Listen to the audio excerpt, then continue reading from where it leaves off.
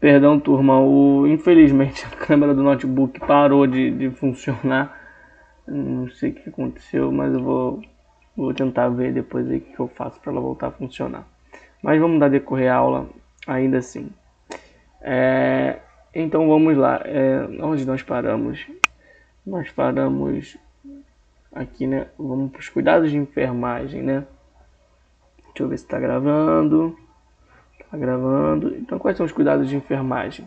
Verificar a temperatura, né, de 4 em 4 horas, manter as roupas secas, tá? As roupas pessoais secas e as de cama também secas, trocar o curativo quando necessário e anotar o aspecto, né? O que é anotar o aspecto? Ver se aquela ferida ali está tendo muito exudato, se aquela ferida ali ela tem tecido fibroso, se aquela ferida ali ela está tendo uma evolução boa ou uma evolução ruim, se aquela ferida ali está tendo um resultado bom com determinada cobertura, se aquele paciente ele está sendo tratado com uma antibiótico-terapia, tem que saber se aquela antibiótico-terapia está funcionando. Então, fazer essas notações é trabalho do técnico de enfermagem, para o enfermeiro ver, né, tomar as providências ou consultar o médico e assim por diante, tá? Anotar o débito das secreções. O que é anotar o débito? É anotar a quantidade de secreção que aquela ferida está exteriorizando. Quando possível, colher essa secreção para a gente fazer uma cultura para saber que tipo de micro-organismo está acometendo aquele paciente ali. Estimular a aceitação de ingestão líquida se o paciente não estiver em jejum. Tá? O ideal é a prevenção iniciada no pré-operatório através das medidas que vão diminuir esta complicação. Exemplo, melhorar nutricionalmente. Para que serve assim, gente, o pré-operatório? Para que serve o pré-operatório, né? Gente, o pré-operatório serve para deixar o paciente hemodinamicamente, tá? Perfeito para fazer cirurgia, não só hemodinamicamente, imunologicamente também. Isso quer dizer o quê? Deixar o paciente com a pressão boa, deixar o paciente bem nutrido, deixar o paciente com o sistema imunológico eficaz, entendeu? Deixar o paciente com o psicológico tranquilo, com o emocional tranquilo. Então é para isso que serve o pré-operatório, fazer exames nesse paciente, a glicemia do paciente tem que estar estável. Então é para isso que serve o pré-operatório. Então são medidas que servem, né, para não estar acontecendo uma infecção, para não estar acontecendo uma intervenção, tá bom? No transoperatório e assim por diante. Propiciar de forma correta e necessária as medidas de desinfecção, que são antisepsia e asepsia. Professor, o que é antisepsia? O que é asepsia? Eu nunca descobri a diferença de asepsia e de antisepsia. A antisepsia a gente faz quando a gente quer fazer, por exemplo, um acesso venoso periférico. A gente quer puncionar o paciente aqui na veia braquial, na região braquial. A gente quer puncionar esse paciente e aí a gente pega o algodão, né, com álcool e vai lá e faz a antisepsia. A antisepsia ela serve para quê? Para diminuir a flora microbiana, diminuir em pessoas, em coisas vivas, tá? Em estruturas vivas. Quem é vivo? Eu, você, né? Em estruturas vivas. Enquanto a asepsia, ela serve para simplesmente, né, para erradicar, tá bom? Erradicar, tentar tirar por completo qualquer agente infeccioso de objetos inanimados. Isso quer dizer o quê? Minha fruteira, um pote, uma bandeja cirúrgica, né? O que a gente faz? Na bandeja cirúrgica, o que a gente faz? Faz a asepsia, esterilização, asepsia. Bisturi, né? Tesoura, são objetos inanimados. Então esses objetos, bancada, então esses objetos eles sofrem um processo de esterilização chamado asepsia. Antisepsia, estruturas vivas, né? Nós seres humanos, tá bom? Então vamos descer mais um pouquinho aqui. Opa, isso aqui é uma cirurgia infectada, né? Esse aqui é um paciente que tem uma patologia que se chama pé diabético, tá? Essa patologia é muito comum em pessoas que possuem diabetes, tá? O que acontece aí nesse lance aí do pé diabético, né? A pessoa que tem um alto índice de glicemia de açúcar no sangue, ela tem um potencial de deficiência na cicatrização muito alto, muito acentuado. Então, ferida em quem tem diabetes e a glicemia está descompensada é algo muito perigoso, que causa amputação. No caso, esse paciente aqui, ó, ele perdeu um dedo, né? Um ou dois.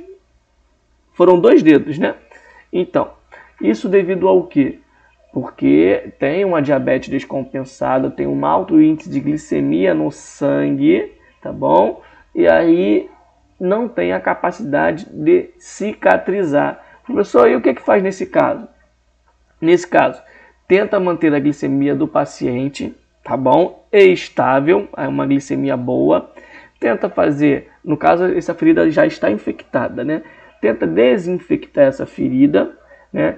Fazendo raspagem manual, usando cobertura, papaina, né? Que é uma substância que vem do mamão, que ela vai desbridar, ela vai, vamos usar uma linguagem popular, ela vai roer, tá? Todo aquele tecido. O problema é que ela rói tecido bom, ela desbrida, ela acomete o tecido bom e o tecido ruim. Se você passar papaina numa ferida onde ela não tem nenhum sinal de infecção, não tem nenhum tecido fibroso, ela vai, ainda assim, vai acometer a pele. Então tem que usar bonitinho, a quantidade de papaina certinha nesse tecido fibroso. Tem que fazer isso e tudo para não amputar. Se não tiver jeito, amputa. Mas, professor, isso acontece por quê? Porque a pessoa, muitas das vezes, ela não consegue manter aquela dieta regradinha, é aquela pessoa que é diabética, mas cai para dentro de doce. Parece até uma coisa, né? Quem tem diabetes adora doce. Eu não tenho diabetes, muito possivelmente não vou ter, minha família não tem. Eu não sou chegado assim a doce, porém, sou chegado a coisa salgada e posso ter, né? Isso favorece para ter uma pressão alta, né? Então, assim, gente, aqui eu trouxe uma imagem para vocês, né, de um tecido, de uma ferida infectada, né? Tem que cuidar dessa ferida. Eu acho que esse pé aqui ele ainda tem jeito, mas a gente consegue observar que o rubor está subindo. Se não controlar isso aqui, é necessário que faça uma amputação para que não exista uma chance de uma sepsemia, né, que é uma infecção generalizada no sangue. É uma infecção que vai para o sangue e o sangue vai para todo o corpo. Então esse sangue vai levar essa infecção para todo o nosso corpo, né? Aqui do lado eu botei uma ferida infectada, uma cirurgia infectada, né? Vocês conseguem observar que está saindo secreção purulenta de cada buraquinho aqui. Pelo que eu estou entendendo aqui, eu não consigo observar que região é essa, não consigo entender, mas esses buraquinhos aqui são usados para fazer lipoaspiração. Parece que foi uma lipoaspiração que ficou infectada. Olha como está o edema, parece que é o tórax, né? O edema no tórax desse paciente. Para você ver como cirurgia não é algo besta, é algo sério, né? Esse rapaz aqui, né, que está com uma traqueostomia, está com TQT aí, ó. Vocês conseguem ver que ele está também com a cirurgia infectada. E a gente sabe, né? TQT, traqueostomia, é o que? Uma incisão na traqueia, né? Para ter uma cânula para fazer o processo respiratório ali pela traqueia, né? Um processo respiratório que é invasivo. Legal, professor. E aí, o que acontece? Tá com essa ferida infectada. Os micro-organismos, as bactérias, os vírus, o que estiver infectando ali, pode muito bem descer pela traqueia e começar a infectar estruturas pulmonares. E aí pode evoluir para quê? Pneumonia, né? Então, assim, gente, é complicado,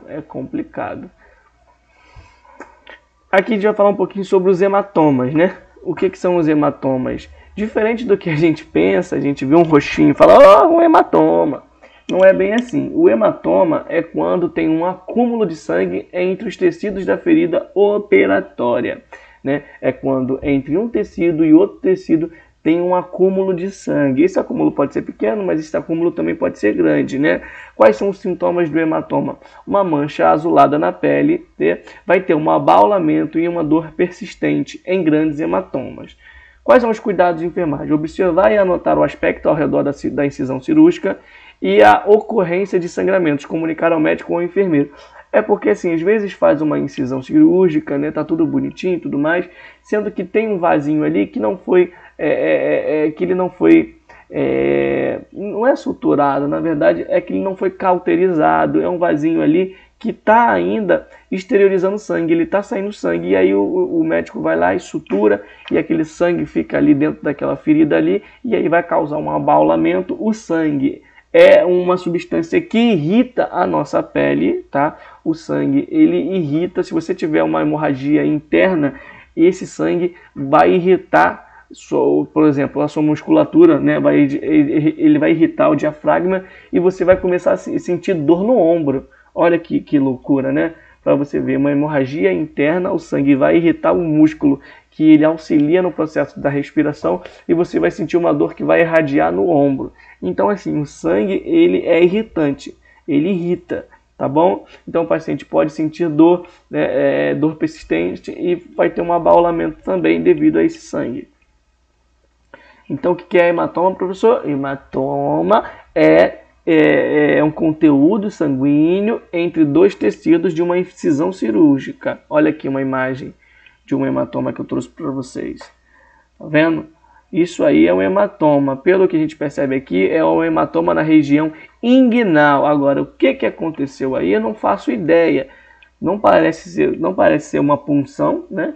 Uma punção da femoral, porque a punção da femoral é mais para perto da virilha, né? Aí parece mais na coxa. Eu não faço ideia do que aconteceu nesse caso aí. Parece uma mulher, né? Eu já ia falar, é uma mulher do sexo feminino, né? Mas é uma pessoa do sexo feminino e está com esse hematoma aí gigante. Né? E muitas das vezes vai ter que fazer uma incisão cirúrgica para poder drenar esse sangue aí que está coagulado aí dentro. Tá? Gente, eu vou pegar um pouco d'água aqui. Desculpem, tá, pessoal, pela câmera. Deve ser meio estranho, né? Só o slide assim falando. Mas eu vou dar um jeito de conseguir de botar a câmera aí de novo. Só um minuto, pessoal, que eu vou pegar um pouco d'água.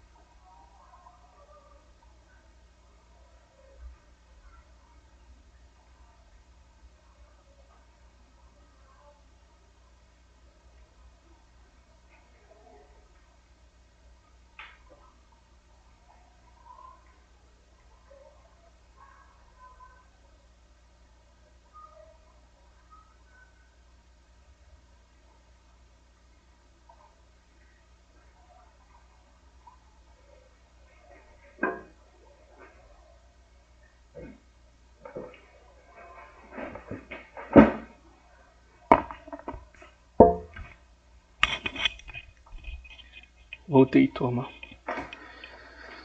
Vamos lá, né? Vocês já conseguiram observar aqui o que é o hematoma. Agora a gente vai falar um pouquinho sobre o processo de deiscência. O que é deiscência, professor? Aqui, ó, deiscência. Deiscência é quando uma ferida cirúrgica ela está suturada, como muita gente conhece, né? Deu ponto, está suturada. E aí existe essa ruptura desses pontos, existe a sutura, a sutura ela se rompe, né? Então vamos lá, ó. É a abertura da incisão cirúrgica, geralmente após distensão abdominal acentuada, tosse ou grande esforço físico. Por exemplo, o paciente fez algum tipo de cirurgia, né? Normalmente na região inguinal, na região abdominal. E aí ele começou a tossir muito, ou o paciente, ou uma mulher fez uma cesariana, e aí ela pegou peso, se estressou com o filho, gritou, algum tipo, começou a tossir, e aí essa incisão ela se rompe, né? Mulheres que fizeram muitas cesarianas, tá bom? Conheço um caso de uma mulher que ela fez 4 cesarianas, né? Tudo bem, na 4 cesarianas, após 1 ano e meio da 4 cesariana, ela se estressou com o filho mais velho, não sei o que aconteceu, e a sutura se rompeu. Você me diz, imagina, a cicatriz abriu.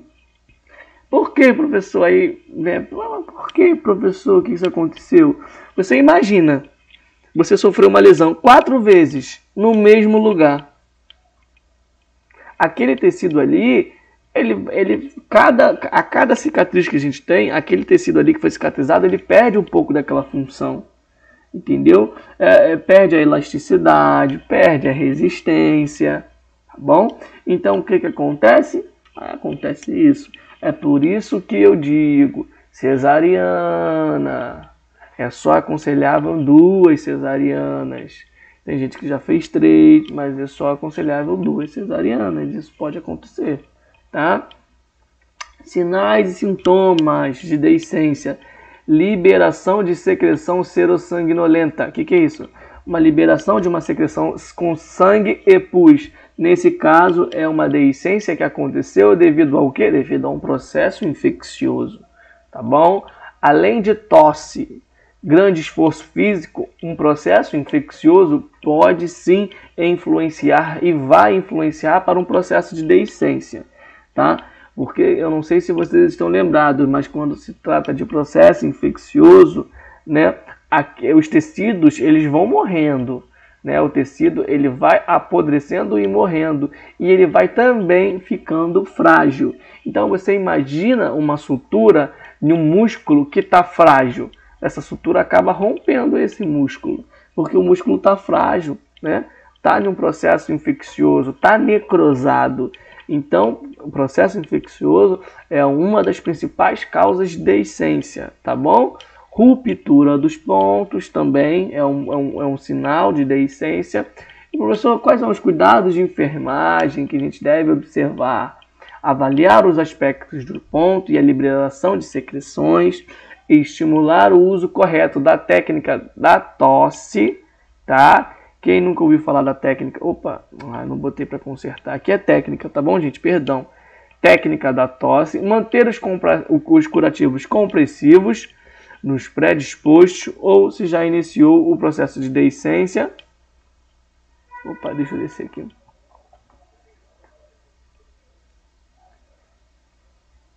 Não veio completando, né? Manter os curativos compressivos, tá bom, gente? Aqui, ó, é o processo de deiscência. Ó, você consegue observar que aqui, olha como que tá esse músculo. A gente consegue observar que tem tecido fibroso. A sutura tá tudo dentro do músculo aí, porque se essa sutura rompeu o músculo não conseguiu segurar, né? A sutura aqui é um processo infeccioso, tá bom? Aqui a gente consegue ver, tá do ladinho aqui, né? Na figura aqui fictícia, a gente consegue ver que teve uma deiscência, a gente consegue ver o intestino, uma proeminência do intestino. Aqui era uma ferida, foi uma cirurgia que é conhecida como episiorrafia, herniorrafia, né? É uma hérnia que é uma cirurgia aberta, que é a cirurgia antiga para a hérnia, que não tem a tela, é simplesmente eles suturam a musculatura que está fragilizada, a gente já falou sobre hérnia. E aí o que aconteceu? Se rompeu, pode se romper. Normalmente esse tipo de cirurgia se rompe devido à fragilidade muscular mesmo e à tosse, a esforço físico, tá bom? E ó, a proeminência aqui do intestino. Isso aqui é uma herniorrafia, tá? Agora a gente vai falar um pouquinho sobre retenção urinária, tá bom? A retenção urinária ela é mais frequente em cirurgias do andar inferior do abdômen, em pacientes acamados, em idosos, tá? E naqueles em que a administração de líquidos no pré e no transapilatório foi excessiva, levando-os à perda do tônus vesical, assim como o reflexo da micção, tá? Quais são os sinais e sintomas de uma retenção urinária? A ausência de micção por mais de 12 horas ou eliminação da pequena quantidade em intervalos frequentes. Resumindo, aquele paciente que está com retenção urinária, ele está com vontade de ir no banheiro, de meia hora está com vontade de ir no banheiro. Quando chega no banheiro, só saem os pinguinhos, né? Não consegue, né? É muito comum também pacientes que têm problema de próstata, né? Idosos que têm uma hiperplasia prostática, né? A próstata está muito grande e aí essa próstata vai lá e vai obstruir a uretra, né? E aí aquela urina vai ficando ali, vai se acumulando ali, o paciente vai ter uma dor abdominal, vai ter um abaulamento embaixo do ventre, vai ter uma distensão vesical e vai ter uma sensibilidade à palpação. Então quando a gente palpar ali, a gente vai, o paciente vai, ai, tá doendo, né? Uma dor bem intensa quando ocorre a palpação profunda. E aí a gente vai entender, opa, peraí, é uma retenção de urina. Vamos lá, é devido ao que essa retenção de urina? Tem que saber qual que é o agente etiológico que está fazendo essa retenção de urina, qual que é a ferramenta que está sendo usada para estar retendo a urina. E aí, né, se possível, usar uma sonda de alívio, né, no caso do aumento da próstata, fazer uma prostectomia, podendo ser parcial ou podendo ser uma prostectomia total, bom? E é isso aí, ó, vontade intensa de urinar e não conseguem. Tá bom? Quais são os cuidados de enfermagem para esse tipo de paciente? Deambulação precoce, levar o paciente ao sanitário e deixar a água correr na pia. Eu acho que isso tem muito a ver com o homem, né? Não sei.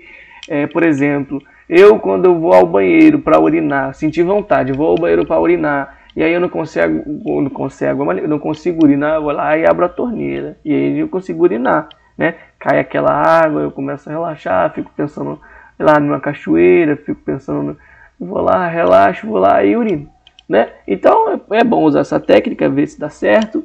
Irrigar o períneo com água morna. Gente, aonde que é o períneo? É conhecido como terra que ninguém anda. É entre o orifício anal, tá?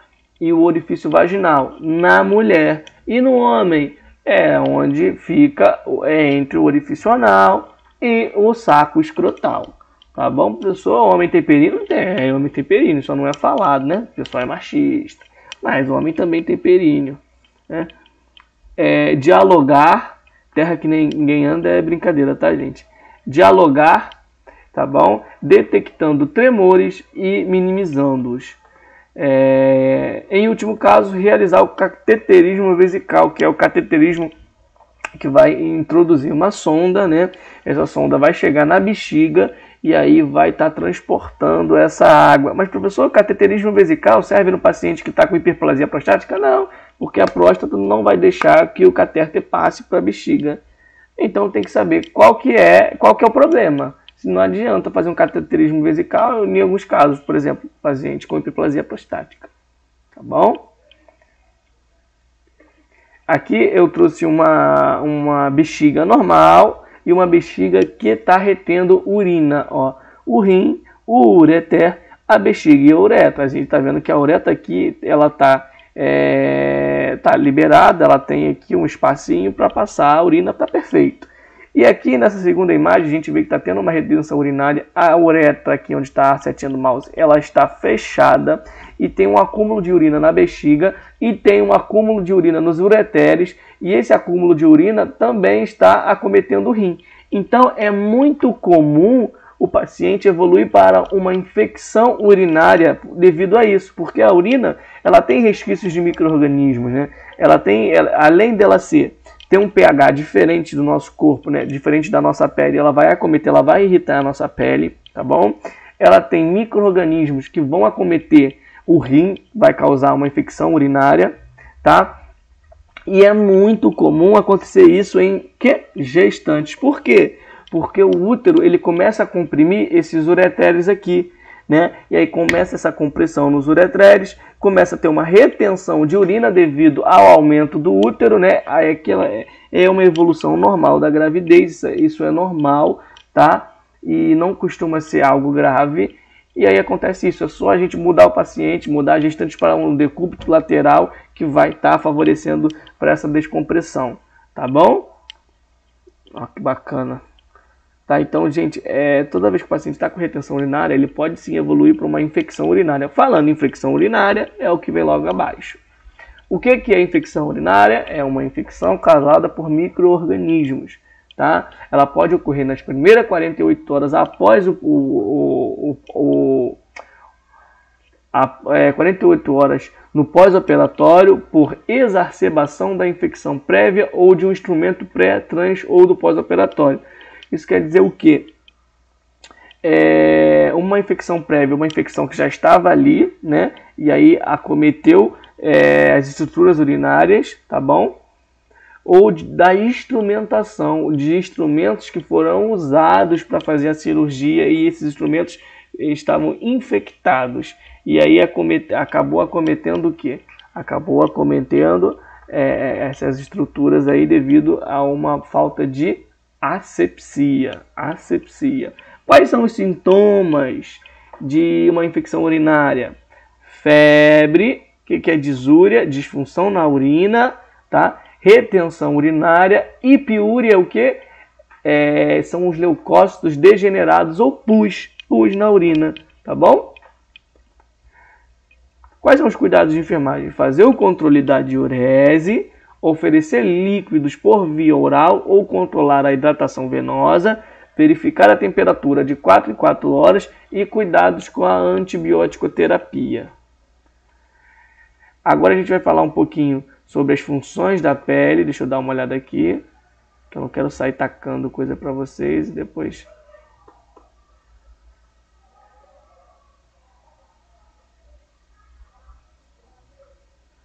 Vamos falar um pouquinho sobre as funções da pele. Aqui.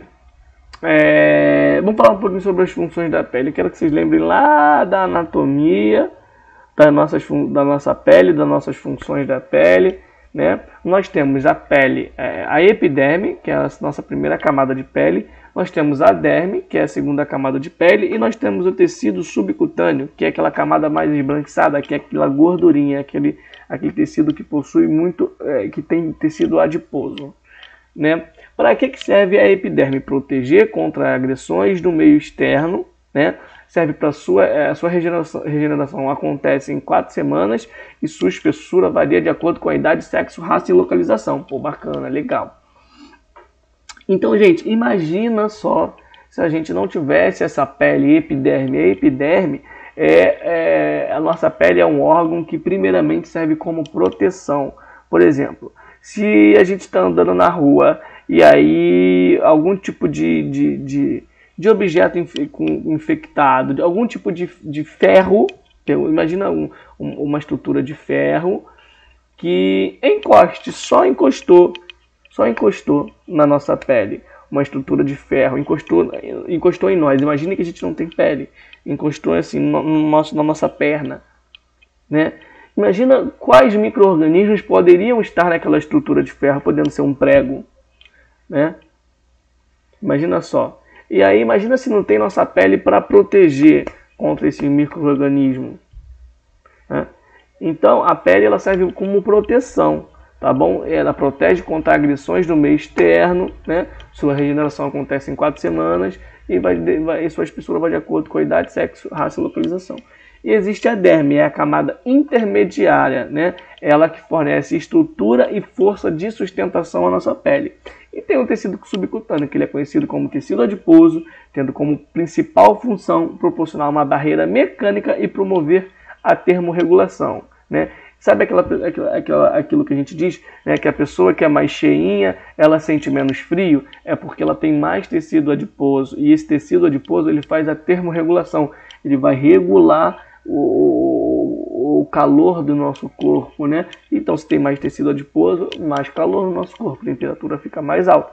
Quem é bem magrinho sente mais frio quando a temperatura do meio ambiente tá muito abaixo, tá? Então, gente, é isso aí que a gente tem para falar sobre a pele. Aqui tem uma imagem das camadas da pele, tá? Eu vou mostrar para vocês aqui as camadas da pele. Tá? A epiderme, ela vai desse folículo piloso aqui, dessa primeira parte aqui, onde vocês estão vendo o poro sudoríparo, né? E vai até essa regiãozinha aqui, mais vermelhinha, né? Mais vermelhinha. Em cima da rosinha, claro, tem uma região mais vermelhinha. É o nosso tecido, a epiderme, a nossa pele, tá? Abaixo da região mais vermelhinha, a gente vai ter a derme, né? Você consegue observar aqui a derme, nossas glândulas sebáceas, aqui a derme, essa parte toda rosinha, tá bom? Embaixo da derme tem um tecido amarelado com veias e artérias, nosso folículo piloso e tecido subcutâneo. É aqui nesse folículo piloso que dá o famoso furúnculo, né? Sabe que a furúnculo tem que sair o carnegal, né? Não tem nada a ver com o carnegão. Bom, o furúnculo é quando acontece uma infecção nesse folículo piloso aqui, tá bom? Então são as 3 camadas da pele, cada camada possui sua função, tá? Quais são os tecidos adjacentes à pele? São a fáscia, né, que a fáscia é uma pequena estrutura, é como se fosse uma película feita de tecido conjuntivo, ele é um tecido branco, brilhante, adjacente ao músculo e suscetível à infecção. Então, não tem anticorpos na face, então é muito fácil que algum micro-organismo acometa a face. A face ela fica em volta do músculo, é como se fosse um saquinho e dentro do saquinho existe nosso músculo. Então é por isso que a gente consegue fazer os movimentos de flexão, né, para malhar, né, quando você vai malhar, puxar um peso, você faz esses movimentos de flexão, por causa que existe a face e existe o tendão para o músculo se locomover. O músculo é constituído por fibras musculares, né? Actina e miosina, ele é contrátil e vascularizado, ele protege e envolve nossos nervos, vasos sanguíneos e saliências ósseas. Existem as articulações, né, que conectam os ossos por ligamentos de fácil infecção também.